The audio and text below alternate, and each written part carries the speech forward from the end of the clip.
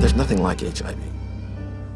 There's no disease, no infectious disease that essentially kills everyone who gets it. The fear factor's gone, and yet getting HIV infection is a problem for any individual. The fear should still remain because it's a virus that kills people. There is this sense of complacency that it's better, and it isn't better. And all these people, these 40+ million people living with the virus, they will die of AIDS. Over the past 3 decades, humanity has rallied together for the AIDS cause. People from all walks of life have united across all social and economic boundaries, joining hand in hand for one common purpose: to end AIDS.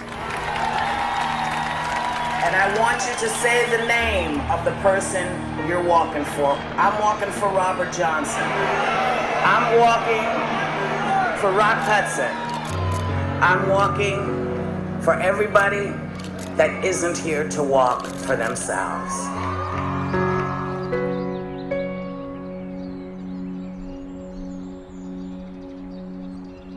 The statistics are growing, all except for one.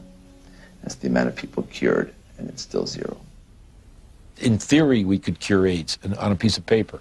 Maybe someday it'll come. I can't say when. Despite all the major progress we have in chemotherapy of those patients, none of these patients got rid of the virus. I don't think the pharmaceutical industry is very interested or invested in a cure. You know, I don't mean to be too cynical, but the reality, I think, is that, you know, the situation they've got now, which is lifetime treatment with expensive drugs, that kind of suits them pretty well.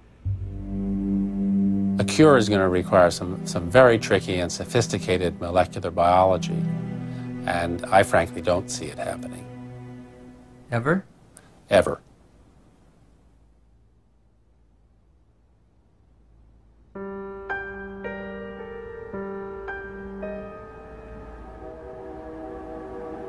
I was born in 1980, a year before AIDS exploded onto the public consciousness. I grew up beneath its shadow like a child raised under the threat of the mushroom cloud. You might say I am a member of the first HIV/AIDS generation. I've never known a world without it. This film is an account of my journey through the shifting sand surrounding HIV/AIDS. AIDS has been front-page news for nearly 30 years. Yet how much do any of us really know about HIV and AIDS?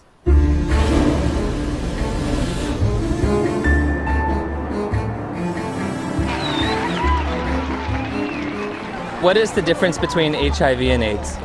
I don't know exactly. HIV is wow. HIV 是它的病毒，那 AIDS 是那个病，所以两种是完全不一样的东西。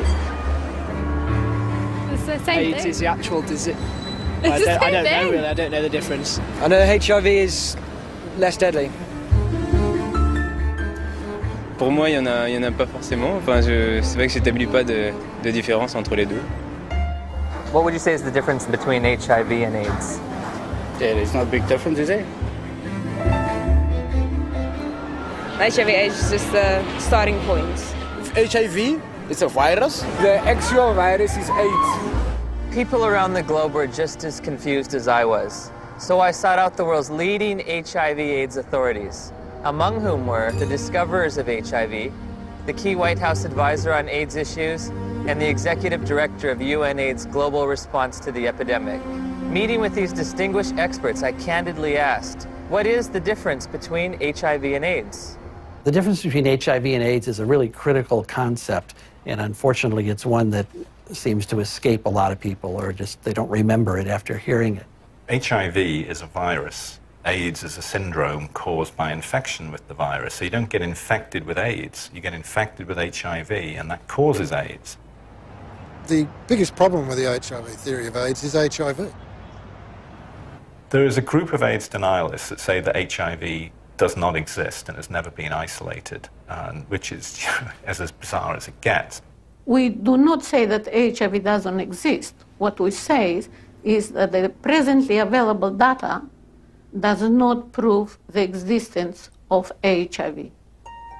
The reality is that HIV does exist and does cause AIDS. I mean, the evidence is incontrovertible. HIV causes AIDS. All right, that's a theory that's there. Let that theory be there. But let's have some other conversations. Let's have some other research. Let's have some other funding. Maybe something else is working here. No. Why nearly 3 decades since its discovery does there continue to be debate over HIV? Why is there no cure in sight? To answer these questions, I needed context.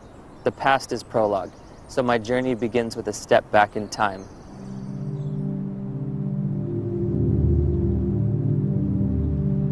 The National Center for Disease Control is reporting more cases of 2 rare and deadly diseases found in homosexual men. There is no apparent explanation for the outbreak. Obviously, this is an issue with great emotional fervor, but... How can we stay unemotional when people are dying every day from a disease the CDC has yet to name? For crying out loud, if the CDC won't name it, at least demand the press stop calling it GRID. Well, unfortunately, I have to take credit for coining the term GRID, which stood for gay-related immune deficiency. We were seeing a cluster of gay men who were suddenly critically ill of pneumocystis pneumonia, which was the indicator disease of something new, and reported our findings to the CDC. I was the chief of the STD division at the CDC at that time when the draft report of 5 cases of pneumocystis in gay men came across my desk for review. Shortly afterward, cases of a very rare cancer called Kaposi sarcoma were diagnosed in young gay men. My first reaction was, this is an extraordinarily important finding. The CDC was looking for something like that when it came along. They were looking for it already. They were hoping there was going to be a new plague because polio was over. The CDC's budget was getting decreased. This is back in like the early 80s. There was double-digit inflation, a very high unemployment, a rapid military buildup, and a threat to decrease all domestic programs. And this led to reductions in force in the Public Health Service, particularly the CDC. The Center of Disease Control, CDC, in Atlanta was under threat for reduction and even theoretically for closure. There were memos around the CDC that says, we need to find a new plague. For them to justify their expenses and their existence and make their careers, they have to find infectious diseases. We need to find something that'll scare the American people so they won't give us more money. Once people recognized that this was likely caused by a virus, the media attention went from no news coverage to the most covered news story in history. People went from neglecting it to fear and panic. Maybe I can get it. All of a sudden, AIDS was a very fundable project, and I suppose the psychology they worked on was the fact that they thought, well, in Congress, essentially this is white, straight, heterosexual men who are the congressmen, and if they feel they can't fuck around without being worried about AIDS, they're going to let the dollars out. And it worked. Suddenly there was a lot of money available for anybody who wanted to study HIV. And nobody ever looked back and said, why do we want to study HIV? Bob Gallo said on television, causes AIDS. The evidence shows that this disease is not merely confined to the gay community. I motion to call the disease Acquired Immune Deficiency Syndrome, AIDS. In 1982, Dr. Harry Haverkos was one of the Centers for Disease Control's epidemiologists tasked with defining AIDS. AIDS refers to a syndrome, and its definition changes periodically. AIDS is a chronic disease. It's based on its immunodeficiency. AIDS is not a disease, right? AIDS is a whole lot of different things. Depends on what country you're in. When your CD4 count falls below a certain arbitrary level, by definition, you have AIDS. You know, when someone's count goes down and then it goes back up again, it's, politically they may still have AIDS. Medically, I don't think they do. If you develop any of a number of opportunistic infections or diseases, that puts you in the category of AIDS.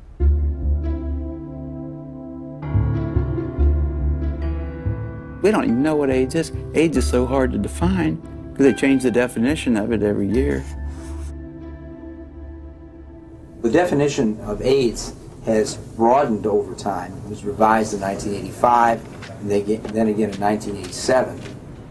The changes in the definition have been political. Every time they change the definition, the numbers go up.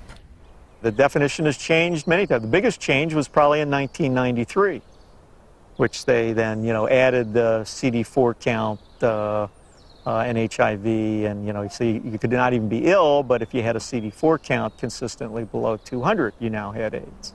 A closer look at the Centers for Disease Control's documents reveals that AIDS numbers actually declined in 1993, but a retroactive definition change increased the estimates by more than 100%. The more diseases they could lump into this AIDS syndrome, S stands for syndrome, the better the chances are they get patients under that umbrella, the more patients they could catch. As time goes along, definitions get used for a variety of issues, and some of those are not based solely on scientific decisions, but politics and capitalism and reimbursement comes into play. For example, a person with hepatitis C, even say here in San Francisco, if you've got hepatitis C and only hepatitis C, you're shit out of luck. Having an AIDS diagnosis, I get a free apartment. The city of San Diego pays my apartment. I can have the state of California pay for many medications related to HIV. I get Social Security benefits. I can get discounts on my supplements at the local health food store. I also get food stamps and in-home supportive cleaning services. So I was basically a healthy person walking around, and yeah, I had all these wonderful little perks, You get all these benefits, that we fought for and got. But the end result has been a sort of an imbalance. We succeeded, and I'm glad we did, but it is a little unfair. Politics, insurance, capitalism, benefits, you can be sick or healthy. I never would have thought that AIDS was so convoluted. Right. Well, as I said, that has changed. How you define that scientifically has changed quite often.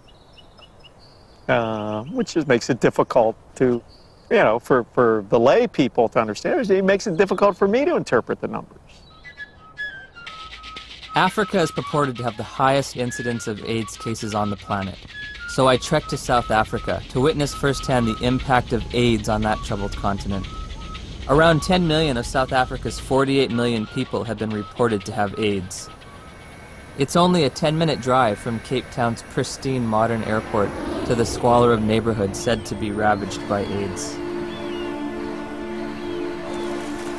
All the facts on HIV and AIDS with Griselda on Metro FM Talk. It's World AIDS Day. There are functions, there are gatherings. The international theme is Stop AIDS, Stop HIV and AIDS. Keep the promise. So many years later, we keep saying the same things, HIV, HIV, HIV. And yet, each time I hear words like HIV and AIDS, I just want to pull my hair out. I'm just so fatigued about how we've packaged the messaging. All we talk about is AIDS. It's a sex virus. You have to use condoms or you die. It's a sick and sad message. People can't think outside AIDS anymore. It's just a shocking, sad reality. The first AIDS meeting on the continent of Africa was in 1985 in Bangui. We were there with a few people who had experience on AIDS in Africa. And one of our problems was, how can you diagnose AIDS in Africa in the absence of very sophisticated laboratory support? Even though by 1985 there was a HIV test, most of Africa didn't have access to it. So one of the things that we did in that meeting was to sit down and hash out the so-called Bangui criteria for the diagnosis of AIDS in Africa. The idea was, what would be a simple way for a clinician to look at a patient and say that this patient likely has AIDS? We say somebody who has a combination of certain signs and symptoms like major weight loss. And if you have a combination of that, you can say this is probably somebody with AIDS. They wanted a clinical case definition where they could decide that someone had AIDS just by looking at weight loss and persistent fever and so on. It gave something to clinicians in Africa to diagnose AIDS. And that helped in the overall effort to count cases, because we needed to know what was the impact of the epidemic. They could discover AIDS all over Africa at that point. They could say that we are all at risk, but they could say it's spreading around the world. They could say it affects women as much as men, because almost anyone in an African hospital could be diagnosed with AIDS without having to do the HIV test at all. Whole nations have been led to believe that, in some instances, that they've got large percentages of their population infected and doomed because of this supposed sexually transmitted virus. It's such a tragedy. Daniel, a lot of people here is very sick and is very dying. What kind of sickness do you see around here? It's HIV/AIDS. What is AIDS? We don't know. We don't know. So here you're living in a mud hut, and here come a white men with doctors who you respect, and they tell you that there is now among you an invisible disease, and it gets into your blood and can stay there unseen for years, and when it manifests itself, it's going to manifest itself in the forms of diseases you've always known. Maybe if you look skinny, if you lost weight, maybe they'll simply say hey, you have AIDS, or you're coughing a lot, maybe they'll say you have the disease. This cannot help but create extraordinary paranoia in people's minds. They say, well, what is going on with us? My neighbor next door he's got malaria. Does that mean that he's actually got this dreadful disease that the whites are talking about? Like I could be fat now, then the mentality is that if ever I become teen, then it could be one of the symptoms. I have to ask myself, why now? Why at this time? Dr. Christian Fiala argues that many doctors have misused the Bangui definition. In the era before AIDS, we had to admit we don't know the diagnosis and we could hypothesize. But nowadays, what doctors do is, well, if we don't know what it is, it must be AIDS. We did have patients with the conditions we now regard as AIDS defining, even before the advent of AIDS. People could have TB and not have HIV and fulfill the Bangui criteria. They'd lose weight, they'd have TB, and they could look like they have AIDS when they don't. Is this Bangui definition still being used today? I'm fairly certain that in many parts of Africa where there's still little or no testing available, that definition is still used, and I wouldn't be surprised that it's used in the poorer parts of Asia. This word AIDS, I don't know what it is anymore. I don't know what we're talking about anymore when we talk about AIDS. AIDS is one thing in Greenwich Village and a very different thing in Kampala, Uganda. I visited the World Health Organization's website searching for answers and discovered there are currently more than 12 different definitions of AIDS worldwide. So I turned to Dr. James Chin, former head of the WHO's Global HIV Statistics Unit, for an explanation. In some countries, they felt they were a little more sophisticated than in others. And you have, along with the epidemic of HIV, epidemics of HIV/AIDS experts. And some of them will not necessarily adhere to any international definition. They'll make up their own definition. High school biology class taught me that diseases and syndromes cannot differ from country to country like languages. It was becoming clear that HIV and AIDS were distinct, separate entities, and that AIDS was diverting my attention from the real culprit, HIV. Where to next? The place millions have had their lives changed forever. She says, we have your test result, you need to come in and get it. And I was like, tell me now, Cheryl. she was like, Kim, we really need you to come in and tell me. I said, then I know it's positive, Charlotte. You would just tell me over the phone. And she's like, Kim, don't panic. You can still have a normal life. I can still remember his face. I can remember his eyes. And all he said was, I'm so sorry. I think you should put your affairs in order, and you might have 5 years. I said, Cheryl, I have to get off the phone right now. I have to go tell my dad. He started crying. This isn't the way it happens in the movies.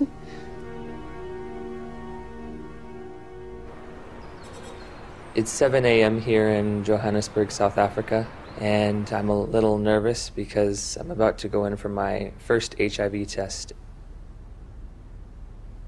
Have you ever gone in for an HIV test? No. No. No. No. No.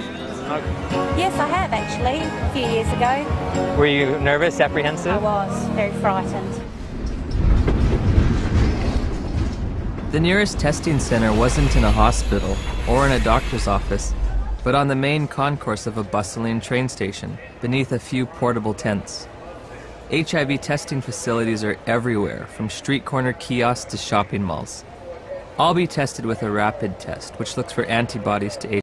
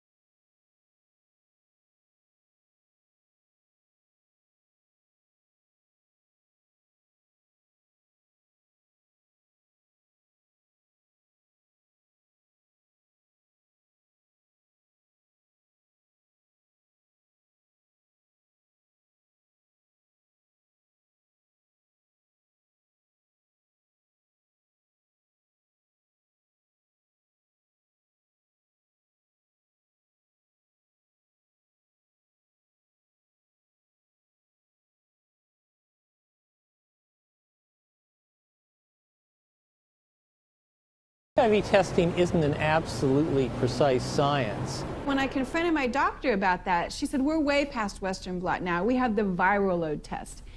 But when you get the package insert for the viral load test, it says, if you test positive, you are considered confirmed infected with HIV. But at the bottom of the page, in fine print, it states a person should have additional testing. It does not allow you to tell a single person on this planet that they are HIV positive. And it's a scandal that this test continues to be used. So again, I'm asking, where's the test? Where's the test that can confirm a diagnosis of HIV infection? And I can't find one. I have the package insert from the manufacturer which they supplied me with. And under limitations of the test, it states that risk factors should be used in conjunction with the test. Has a person had sex? Have they used drugs? Have they had a blood transfusion? And then in conjunction with the test, not the test alone, but with the test, then you decide whether the person is positive or negative. Do the answers to these questions help aid in the diagnosis? Oh, of course they did. Really? They do. Now, if I tell you that the test you took was lousy and didn't mean a thing, does that make any difference for everybody to hear? It'd make a difference for me. Yeah, I know.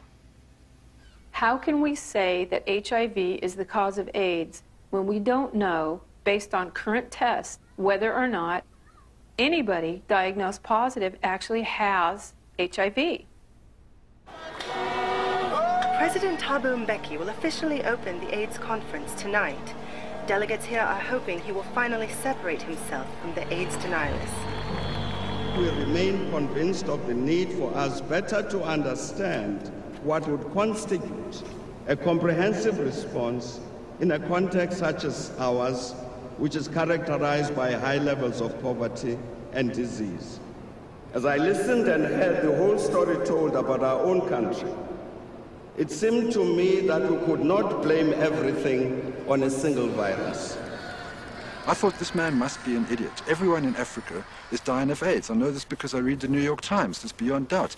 Rion Milan was hired by Rolling Stone to investigate and debunk President Mbeki's misguided ideas. Where to begin? The numbers. My very first action, I opened Johannesburg's Yellow Pages. I thought that I could illustrate this with a scene that began in a coffin factory in Johannesburg, where workers are working overtime trying to create caskets for these mountains of people who are dying of this condition. And I discover that in the midst of what UNAIDS says is a plague, is that half of the coffin factories in Johannesburg have gone bankrupt. In South Africa alone, it's about 1,000 people dying every day from AIDS. If you're an advocacy agency and you perceive low numbers to be bad, your bias may be to accept higher numbers even if they're not scientifically sound. I know Jim Chin quite well, and I was the chairman of the steering committee on epidemiology of the global program on AIDS in WHO when Jim Chin was in charge of epidemiologic estimates. And we could never get information how the WHO estimates were made then. So we were very critical in these days because we felt it was not based on enough evidence. It's possible that he didn't read the materials we sent him or he didn't understand them, but we did send information to anybody that wanted to know about the estimates because they were pretty transparent. In an attempt to get to the bottom of the statistics debate, I've come to Geneva, Switzerland to look at the World Health Organization's official numbers. And what we found, there are no numbers, only assumptions and estimates. How are the monies divvied out to states for AIDS prevention or AIDS treatment? How is government monies sent out to different states and communities? The more AIDS you have, the more money you get. Exactly. The AIDS buoyaners have a vested interest in maximizing and squeezing the data to get the worst possible scenario that they can out of it, because the worse the situation is, the more compelling their fundraising claims are. When UNAIDS was created, about $250 million was spent on AIDS in poor countries. 10 years later, it's $10 billion. That's an unprecedented increase. Still not enough. When that was created, the first thing Peter Piot said was that UNAIDS is an advocacy agency, pure and simple. And this was my first objective when I came into this job, and that was put it on the political agenda. He divested himself of all of the program aspects and the scientific aspects of AIDS. This is not a scientific issue. This is a matter of politics. Except one unit. He kept sort of the numbers unit. We are really doing a major disservice to say it is not as bad as it looks like, because actually it is much worse. 1 month after my interview with Dr. Piot, the Indian government slashed their estimates by nearly 60%. Shortly thereafter, UNAIDS acknowledged they'd been overestimating global HIV statistics for more than a decade. They've painted themselves into a corner, and now their house of numbers is falling apart. America is leading the fight against disease, and I call on you to double our initial commitment to fighting HIV/AIDS by approving an additional $30 billion over the next 5 years.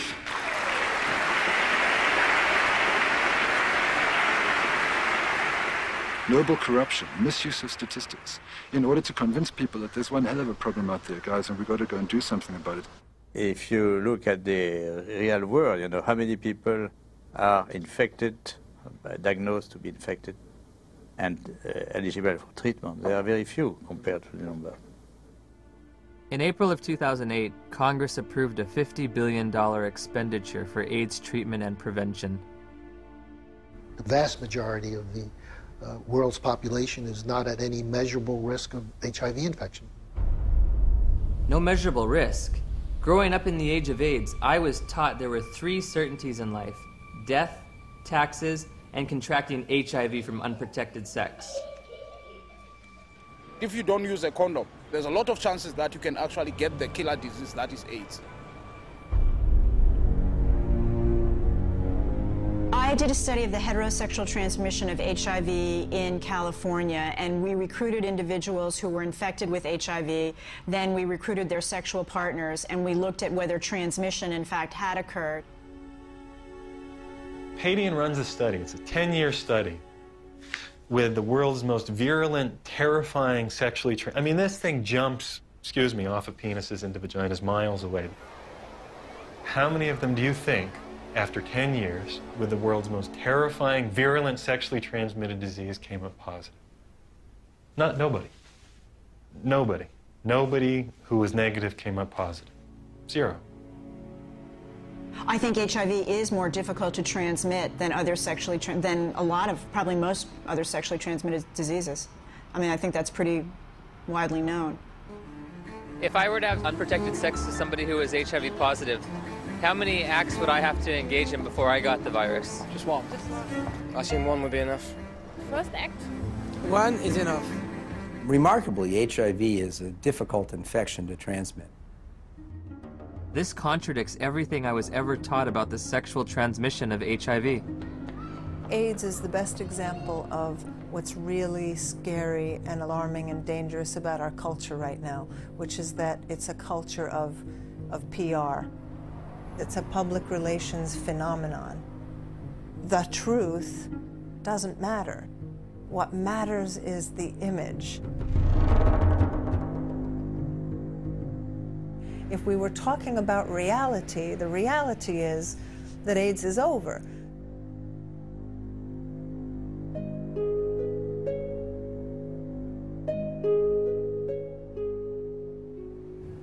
Somebody decided in the early 80s that there's this infection called HIV. And upon deciding that, I don't think it was debated enough. In 1983, Dr. Luc Montagnier and his team of researchers identified what they thought might be the cause of AIDS. I really was excited because we knew it was a new type of virus, not shown before in men, and very likely to be the cause of AIDS. Of course, at that time, we didn't have the full proof of what's the cause of AIDS. That initial work was rapidly reinforced by additional virology and serology studies in Bob Gallo's lab in Washington. Gallo got pushed by the Reagan administration that wanted to do something on AIDS finally. They literally told us to just close CDC's lab down. We don't care about it. There's a bunch of gays, who gives a shit? I mean, that was really their whole story. So the whole thing that they rested their political response was, well, we discovered the virus. Good afternoon, ladies and gentlemen. The probable cause of AIDS has been found. Credit must go to our eminent Dr. Robert Gallo, who directed the research that produced this discovery. What was new that day is for the first time we were saying, that's the cause, I'm sure. It was a silly press conference. There was not evidence then that HIV was the cause of AIDS. It wasn't called HIV. There was certainly evidence that he didn't discover it. It was discovered in France.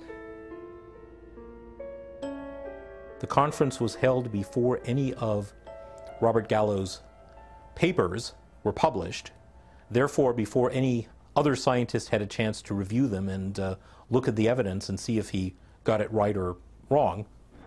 Gallo's philosophy was to have people to whom he would give the virus be in his own control, so that any information that came out of that would come through him, so that he got all the information. Indeed, often put his name on publications and would, quote, collaborate with them. But should you have any broader view other than his personal glory and your personal glory, this was not a scientific pursuit in any way. The U.S. Department of Health and Human Services decided from now on, we are only going to fund AIDS research that assumes that Robert Gallo's virus is the cause. I didn't think that HIV in 1984 was the cause of AIDS. That's why I did the study comparing gay men with Kaposi's and gay men with pneumocystis. I assume there must be something else. If you go read my paper from 1985 that Kern and Jaffe would not sign on to, I actually lay out the cofactor hypothesis in that paper.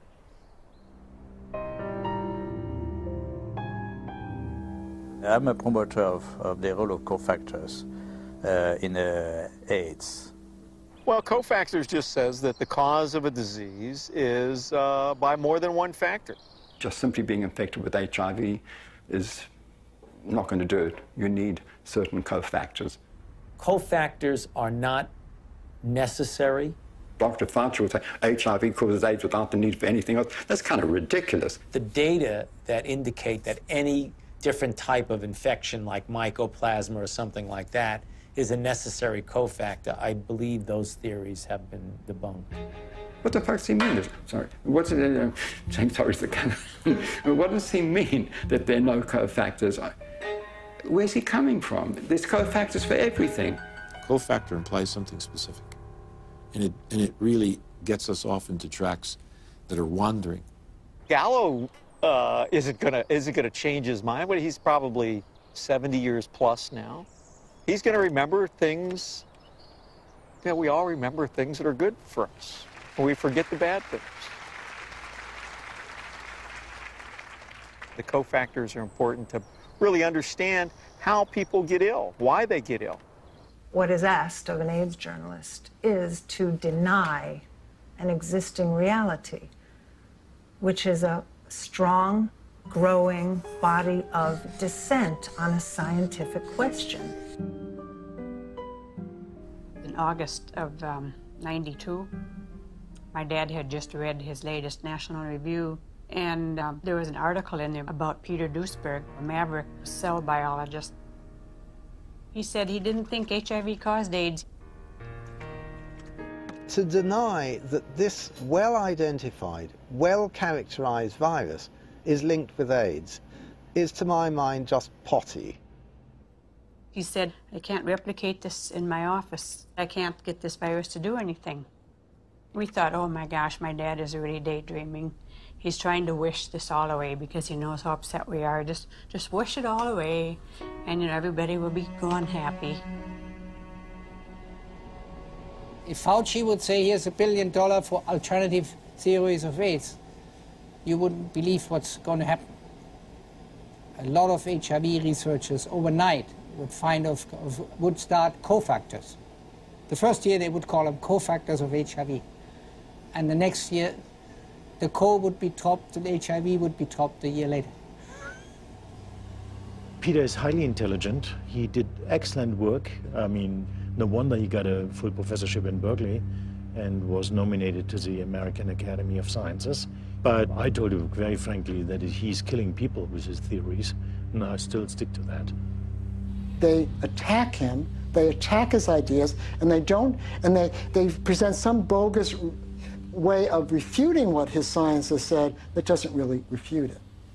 Peter Duisberg? Yes. Oh. They are all prostitutes, most of them, my colleagues, to some degree, myself. You have to be a prostitute to get money for your research. You're trained a little bit to be a prostitute. But some go all the way. In light of all this scientific uncertainty, I asked Dr. Fauci for evidence linking HIV to immune deficiency disease. When you put the combined findings of the initial characterization as a distinct retrovirus isolated by Montagnier and his group, together with Gallo linking the virus to being the cause of AIDS, and they put those things together, and that's how we have a confirmation of the causative agent of AIDS, namely HIV. Still unclear about the evidence for HIV's existence, I decided the best way to verify it would be to actually see it. I asked Dr. Hans Gelderblum, a world-renowned electron microscopist, if he thought there was any reason to question Dr. Montagnier's published images. I've seen these publications, stamp-size images. It's a nuisance. It's a nuisance. You do not really see much. When we saw that photo, we said, suggestive, but not convincing. Dr. Gallo, 1 year later, published photographs he claimed to be of HIV. Were his any better? These pictures were not so impressive. They were not much better than Montagnier's images. It's one thing to look like, and another thing is to be a virus. In 2002, I stumbled across an article by Valander Turner and Andrew McIntyre of the Perth Group in Australia, and it questioned whether there's ever even been found a virus. I became consumed with researching this. I could read from morning till night every day, and every link to another link, and I would email to these people and say, where's the test? I want to know. Am I dying? Am I contagious? And they weren't even very kind. They were just like, read our articles again. How many times do we have to tell you there's no test? It is crucial to understand that an AIDS diagnosis is forever. It cannot be reversed or alleviated. The stigma attached to people knowing that you have it and are living with it is worse than actually living with it. I can't think of anybody who's ever been evicted from their apartment because they had breast cancer or because they had cerebral palsy. I did a campaign to address stigma.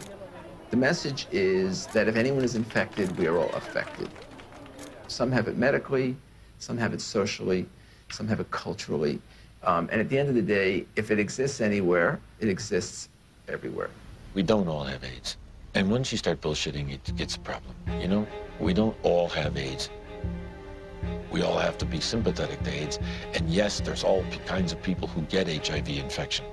But you know, we don't need to make, in my view, non-truths, you know, or just to have a slogan or a symbol. We all have AIDS. No, we don't all have AIDS. But my message is you do have it, whether you want to accept it or not. Are you medically susceptible? Maybe not.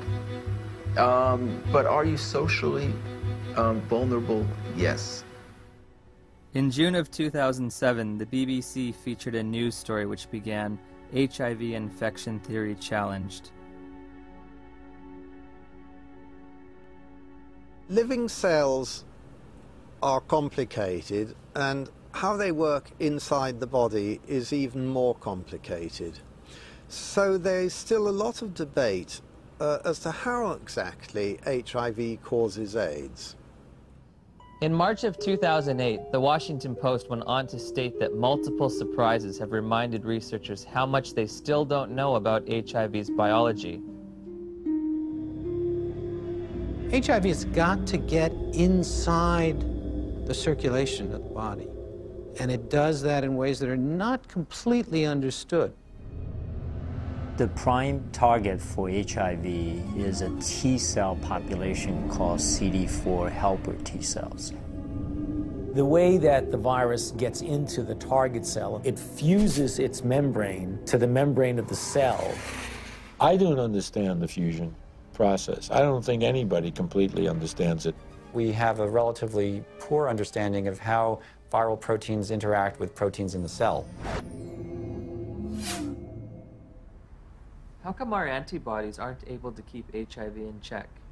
It's an excellent question. That's one of the great stumbling blocks. They can't prove that HIV is the cause of AIDS, okay? They cannot prove that HIV is the cause of the collapse of the immune system, no matter how many scientific journals says it is. When you go to the basic research, it doesn't prove it. We are almost convinced that there is other factors that are involved in the loss of CD4 cells, and we don't know yet all the mechanism.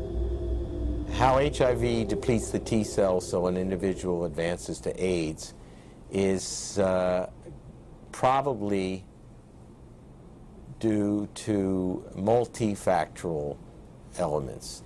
One is it will kill the cell eventually that it infects. HIV does not necessarily kill the cells that it infects. Some T cells are directly killed by HIV, and other T cells keep the virus in check. It's a silent state within the cell, and I think in many cases these cells can return to a normal function. Can that cell return to a normal state? I don't think so.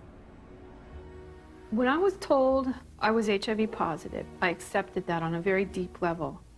But only by having the courage, the open minds, and the open hearts to answer these questions are we ever going to know how to help people, how to do what we need to do to help people. In late 2007, Science Daily reported that 3 prominent research teams had published papers in the Journal of Immunology challenging the theory that the sudden loss of T cells triggers disease and AIDS. The details of HIV pathogenesis, how HIV kills people, are still being worked out. If the sudden loss of T cells in HIV-positive individuals can't explain why people get disease, then there must be cofactors that cause people to get sick and die, or factors that have absolutely nothing to do with HIV. While researching HIV hotspots, I began to realize there is a direct correlation in these places with another condition that leads to immune deficiency and death. I think it is important to keep in mind, especially for us in the West, that poverty is not a romantic issue. It is a deadly issue. Poverty leads to diseases and premature death, period. When you look at the symptoms that they talk about, for people that are HIV positive, you find that some of them, they are more related to malnutrition. Their nutrition is not very equilibrated. They are in oxidative stress, even they are not infected with HIV. So their immune system doesn't work well already. People are hungry, they're underdeveloped, there are no hospitals, there's no proper medical care. You take away poverty, you're giving people an ability to fight infections. These are toilets. Yeah. We don't have flushing toilets. When flies get into the toilets, they actually come back to touch our food, you see. And look, we need to take that food. And we don't know which infections are there. How do you expect people must survive in these places? Look there.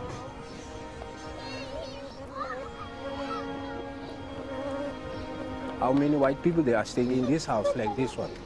In Cape Town is different. You go to suburbs, you see the suburbs is different from our places. Why have we done nothing for African people, just like give them clean water so they don't die in infancy of diarrheal disease and stuff like this? All we care about is HIV, AIDS. Well, question. Well, there's money in it. There has to be, other dynamic working to lead public interests to the African situation and ignore clean water, sanitation, malaria. I mean, things that kill people. This is the beginning of a war. It is a war to reclaim our health. In 2008, USA Today published a news story that stated, if we look at the data objectively, we are spending too much on AIDS. About $10 billion a year is spent on AIDS, while 2 billion people live with no sanitation. 1 billion lack access to clean water. And malnutrition kills someone every 10 seconds. These factors enable diseases to thrive and severely weaken the immune system of those living in such squalor. If we were to take all that money and put it towards developing poor countries, God would be so proud of us, indeed, because we would have taken away the major challenge that's facing humankind, and that is people dying in silence. It's slow, painful deaths from being scared of something that was just packaged as AIDS. Could it be that the real epidemic is extreme poverty, not HIV? On the other hand, HIV allegedly occurs in the United States as well. So I looked for alternative causes of immunodeficiency in this wealthiest of nations. There are other ways you could produce a condition that looks like AIDS, but they too will be some source that causes a severe defect in the immune response. 19 million Americans now, 19 million are taking illicit drugs every day. But we don't talk about this. This is politically incorrect. There have been a number of theories as to what the origin of HIV/AIDS is. One of them was a theory that certainly turned out to be completely incorrect, that it's a lifestyle phenomenon. There's a large epidemic of STDs in general in the late 70s, and particularly in gay men.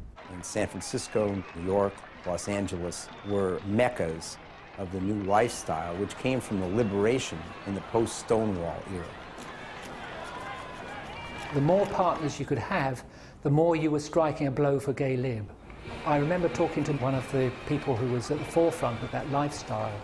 It very much felt like if he did have another bout of syphilis or gonorrhea, whatever it might be, that it was like a notch, a victory notched up for his right to exist as a gay man. I went on a vacation to Los Angeles, and it wasn't that wild, but one night I went to a bathhouse. I came home with, get this, at the same time, syphilis, gonorrhea, and 2 forms of parasites. I have no views about that, you know, in a judgmental kind of sense, but certainly from a public health point of view, that's kind of a prescription for disaster, because AIDS first occurred in these men who were not healthy for reasons that were obvious to everyone. You're talking thousands of partners, sometimes hundreds, per month, lots of antibiotic use, lots of drug use, and the result were people were getting pretty sick. There's a drug called amyl nitrate that was developed in the 1850s and 60s. Came in ampules, and they became known as poppers because you'd pop them when you open these ampules up to sniff them when you had coronary artery disease. The first AIDS cases, for example, that Mike Gottlieb reported were all 5 gay men. They were young. They all used poppers. Poppers, something you walk around huffing all night. I mean, it says flammable, fatal if swallowed on the side of the bottle. They're walking around huffing it all night long. Why? Gives you a great rush. Poppers was a sex drug. They were in every gay bathhouse, every bar, every porno bookstore across the nation. Poppers were visible on the dance floor in the discos. At the end of an evening, the bartender would announce, last call for alcohol, last call for poppers. It was like a mad, wonderful kind of a dance that was being done. But if you think that can happen forever, you're wrong. Whether or not HIV exists, whether its role in a weakened immune system is almost irrelevant when you compare it to what was going on at that time. The lifestyle explanation proved politically unacceptable, but the virus explanation proved very, very acceptable to many different parties. Pneumocystis pneumonia and Kaposi's sarcoma were the hallmark diseases for AIDS in the early years. To go back and deconstruct it and say, What exactly did cause pneumocystis carinea? I remember the first patient that I ever saw, my resident brought me to see a young gay man with pneumocystis pneumonia. I knew a little bit about the use of poppers or amyl nitrite inhalants, and I started asking the patient if he used them, and it turned out that he was a very heavy user of amyl nitrites, and much to the surprise of my students, I said, I think the man probably has destroyed his pulmonary immune system by inhaling this toxin. What exactly caused Kaposi sarcoma? We know that now. It was amyl nitrite. We saw KS decline, interestingly parallel to the decline in popper use. We now know that Kaposi sarcoma is caused by a second virus, the human herpes virus strain 8. To rescue comes another virus. As always, when you're in trouble, you find another virus. If one wants to look at really what causes this, we've got to look beyond just HIV and just beyond HHV8. Calling it a disease, see? And to give it that name, AIDS. So everything's included under that, and you don't have to just say, I mean, if you just said, you know, these people are getting a lot of weird diseases, all kinds of diseases, it wouldn't have had the same impact.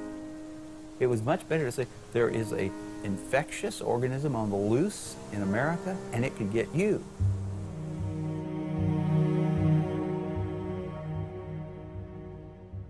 I had interviewed the world's leading HIV experts and discovered that the two benchmark diseases of AIDS have alternate explanations. Once again, I turned to Dr. Gelderblum, seeking proof of HIV's existence in the most recent images available. Here, you do not see anything about the details, but I would say it's probably a virus. These are HIV here? Yeah. Oh, so are these HIV too? Yeah, yeah. Everything's Probably. Probably. Yeah. What can I tell you? You know, I mean, it exists. Gallo said he had all these viruses, and it was a lie. I think HIV totally has turned out not to be the cause of AIDS. HIV has turned out not to be. Gelderblum's images, said to come from isolated HIV cultures, provided no proof for HIV's existence. So I asked Nobel laureate Dr. David Baltimore and Dr. Robin Weiss how they would isolate and photograph this elusive virus. Well, didn't Dr. Gallo do that? I mean, he actually isolated it, so... Yeah. I mean, why should I do all of this? This is all textbook stuff you're asking me.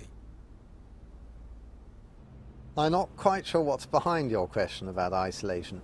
I don't want to be your textbook, you know? I got other things to do.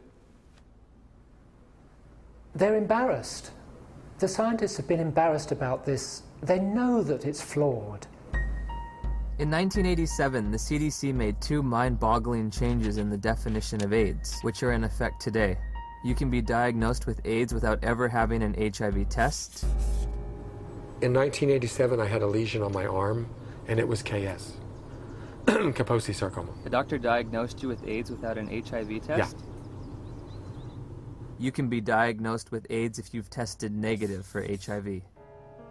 Alvin Friedman Keene found 16 patients with Kaposi sarcoma among gay men in New York City in the 80s. They did not have HIV infection. Yet they had AIDS by our definition, right? In a World Health Organization publication, Dr. Chin writes, "It should be emphasized that the surveillance definitions for AIDS were not intended to be reliable indicators of HIV infection." If you have thousands of documented cases of AIDS without HIV, how can HIV cause AIDS? Why do you believe that HIV does cause AIDS? Because that's all the information that I've been given. Because we've never been taught anything different. We have read it, heard it. Because that's what the scientific community has told us. Scientists are supposed to observe, experiment, and reason from what they observe. They're not supposed to grab hold of an idea and cling to it and adjust everything else in their perceptions to fit that idea. I think an HIV positive test means that your life is forever changed. You have a whole new battery of things to consider for yourself. What does it mean to me? It's very hard to find anyone who supports you when you say, I don't think I'm going to die of HIV or AIDS. The typical model of HIV equals AIDS equals death. How invested am I going to be in that model? Everyone who's infected with HIV would like to deny it. I mean, it's a bad prognosis. It means you're going to take drugs for the rest of your life, et cetera, et cetera. So there's people who want to say, I'm one of the people who tested positive, but I'm not going to get the disease. Do I start treatment? Treatment meaning the antiviral drugs, if ever?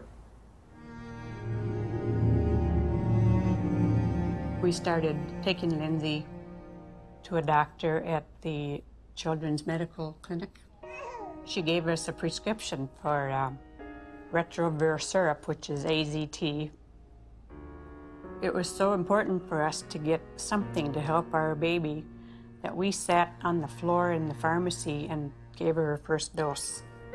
Shortly after Lindsay began AZT treatment, side effects began to emerge. Her eating habits changed quite a bit. She didn't eat well. She was hard to handle at the table. And then the leg cramps started. Once that started, it got progressively worse. She would just grab him and go, ow, you know, screaming in the middle of the night. Just like it was it wasn't an ache, it was like, must have been sharp pains. It just made you feel sick to your stomach. Any drug active on HIV will be toxic because it's not 100% specific on the HIV enzymes. When we switched over to the university, then the dosage of AZT went up, and that's where she started flattening out on her growth chart. The doctors would try to put a positive spin on how well she was progressing. It was mainly in the T cells that weren't always a positive situation. Yeah, the T cell count would go down, and then the doctors would say, well, maybe we better raise that AZT dosage, get that T cell count back up. We were going, I think it's kind of making her sick because she doesn't want to eat. She's having leg cramps. And they'd say, well, it's the HIV, and that's what it does. It's all part of the package. The treatment causes a very similar condition we would expect from an AIDS patient. That's why nobody noticed that there was something wrong with the treatment. I remember in 1992, after I first tested positive, I became involved in an organization called Women at Risk. There were 11 of us at the time on the board and involved in the group. All of us except 3 were on the medications. In the year and a half that I was involved with Women at Risk, every single woman in that organization on the drugs died. Every single one, except the 3 of us who weren't taking them.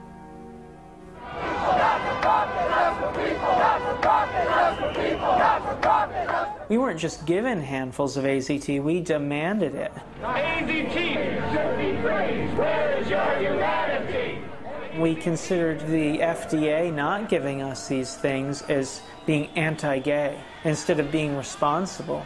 And so we went and we lobbied and we pushed for all these things, and we didn't think clearly about what it was we were asking for. It's like that saying, be careful what you ask for, it may come to pass. That's the very reason why everybody believed HIV is a deadly virus, because the HIV positive patient at that time got a deadly treatment. Despite the billions spent on the drug, tens of thousands of people with AIDS have died. And now a growing number of studies are questioning the drug's usefulness.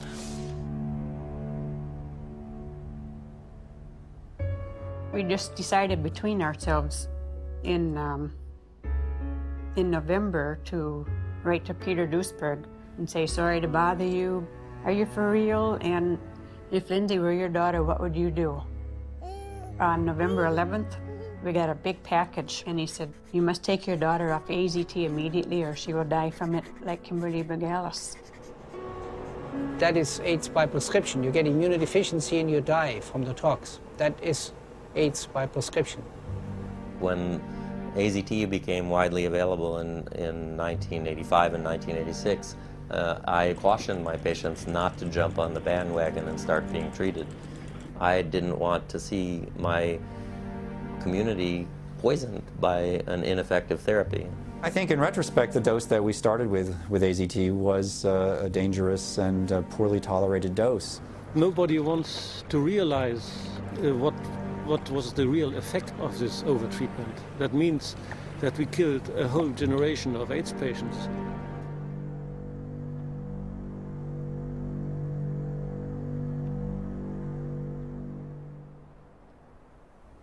In '96, David Ho announced highly active antiretroviral therapy. Also known as the cocktail, because the treatment combined the newly developed protease inhibitors with older HIV drugs, such as the chemotherapy drug AZT. That was a revolution. What was an 100% fatal illness now could be treated. The AIDS medication today is not that toxic than it was in the early days. And it's a potent drug regime. That means it kills almost everything. I play around with treatment interruption because I think the drugs are toxic. And if I do the drugs continuously without interruption, I think that they'll have a cumulative damage. In the years that we've been using the cocktail, we've found that there are lots of side effects. In South Africa, I spoke to a couple of pharmacists specializing in HIV treatment. How often do you see side effects in patients? Yeah. All the time? All the time. Almost all the time. We saw the lipodystrophy, the buffalo humps at the back of the neck, then the lipoatrophy, which is the loss of fat in the face and the arms, giving people a very gaunt look. The risk of heart attack seems to be increased in people on these drugs. With what we have now, the side effects eventually are going to outweigh the benefits. So patients really do better for the short term, but in the long term, they die also. In 1994, Audrey Serrano tested HIV positive. While initially healthy, she was prescribed AIDS drugs which nearly killed her and left her scarred for life. In December 2007, after multiple negative tests, she was awarded $2.5 million in damages. Some people are very fortunate. They don't have these side effects, but many people do. So prolonged treatment is impossible. I know people that are like horses, have no impact with some drugs, no side effects, and somebody else falls apart. The new generation of antiretroviral drugs are less toxic. They can be more tolerated. But for how long?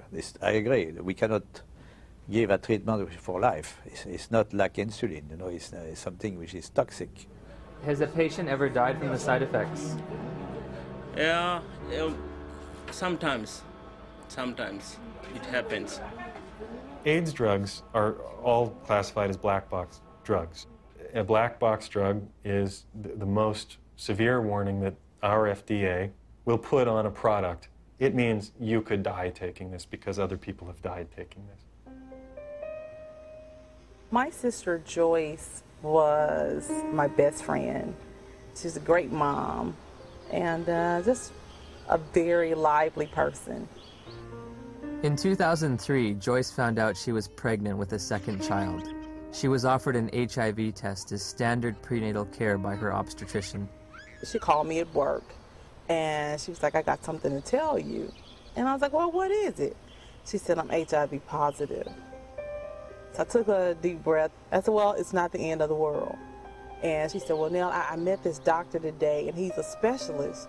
And he says that there's some medicines I can take that'll keep my baby from being HIV positive.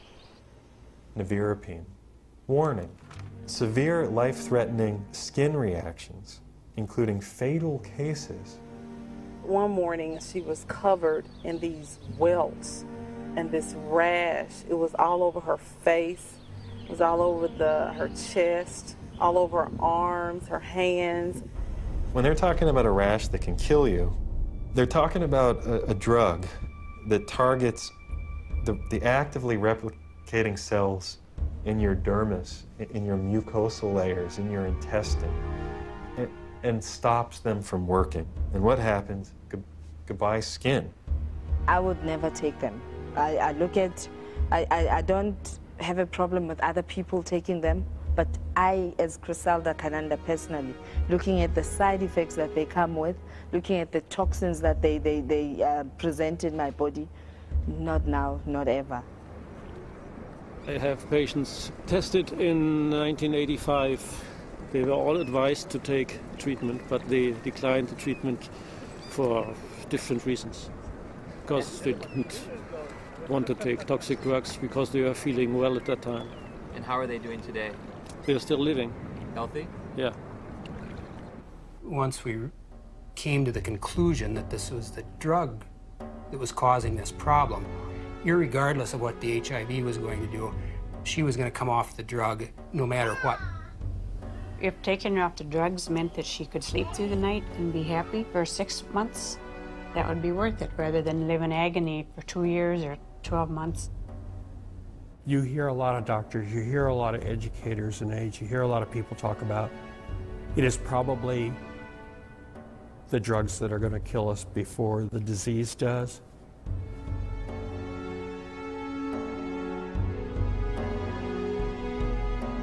What are the drugs doing to the bodies? They're putting the bodies into coffins. Before my sister started taking the drugs, she was healthy. After she started the drugs, she developed an allergic reaction, which made her look like a patient with full-blown AIDS. She was admitted to the hospital. She continued to spiral down. And within 37 days from her first date of taking the medicine, she was gone. When news of Joyce's death reached the NIH, emails were exchanged between the director of the AIDS division and an ethics and safety officer. Ed, there was fulminant liver failure resulting in the death on this trial last week. Ouch. Not much we can do about dumb docs.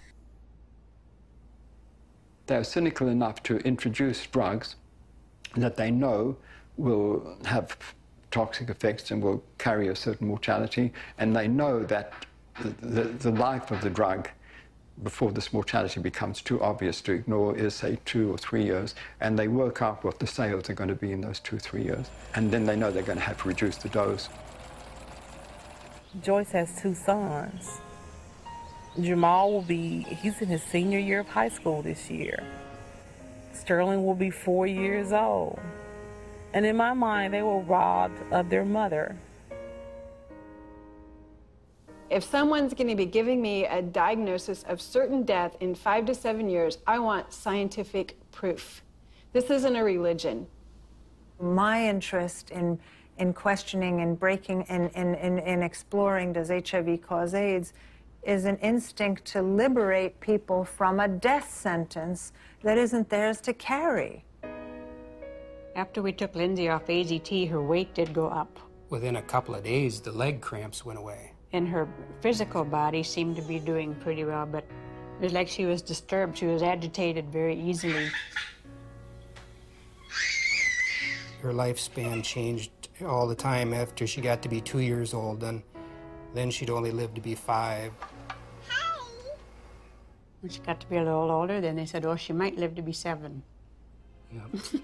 I definitely wouldn't live into double digits, and that's just was our life then. Although Lindsay was on AZT for 22 months, she made a full recovery from the pernicious side effects. Lindsay will be 19 in October of 2009. Because it's been surrounded from day one with so much emotion, so much fear, so much psychology, so much drama, very few people are capable of looking at AIDS logically. We can be exposed to HIV many times without being chronically infected. Our immune system could get rid of the virus within a few weeks if you have a good immune system. If you have a good immune system, then your body can naturally get rid of HIV. Yes. If you take a poor African who's been infected and you build up their immune system, is it possible for them to also naturally get rid of it? I would think so. It's very easy to get people to think the right thing if you get the right on the tablet the first time. But once something's on the tablet and you got to erase it and put something else, it's very hard to get people to think differently. The victims of HIV and the dedicated professionals combating it deserve our sympathy, compassion, and respect. However, at Journey's End, I find myself perplexed, bewildered at times with an overall feeling of dismay and sadness.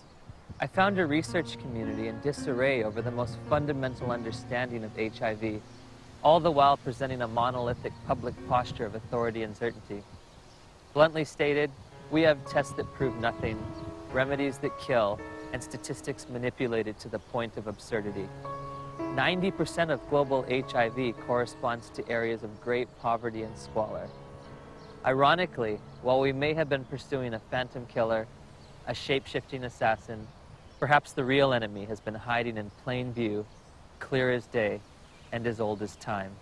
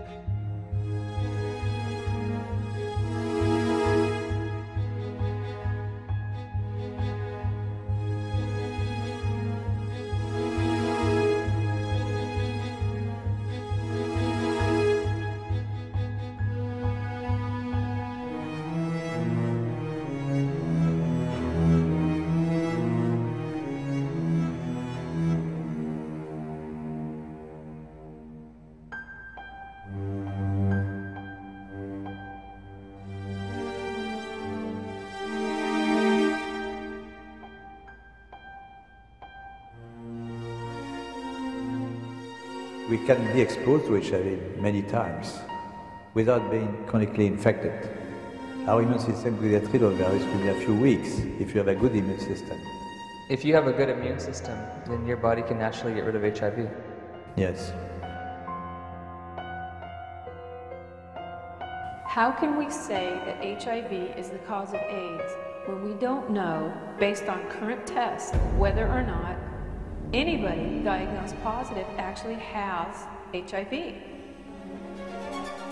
Some people are very fortunate. They don't have these side effects, but many people do. So prolonged treatment is impossible. Called CD4 helper T cells. What the fuck's the immune? What's it in? It fuses its membrane. What does he mean? But then effect. Where is he coming from? There's cofactors for everything. To the membrane of the cell. And then it there, the cell virus grows and makes more of its cells. Gallo isn't going to achieve that because probably in the circulation finds other CD4 cells to infect. There is an ongoing battle. Cells die, the body will replace those cells that die, but there's not an infinite capacity to use cofactors are important. This battle between HIV how people get ill, why they get ill. What is asked of those journalists is to deny an existing reality, which is a strong, growing body of dissent on a scientific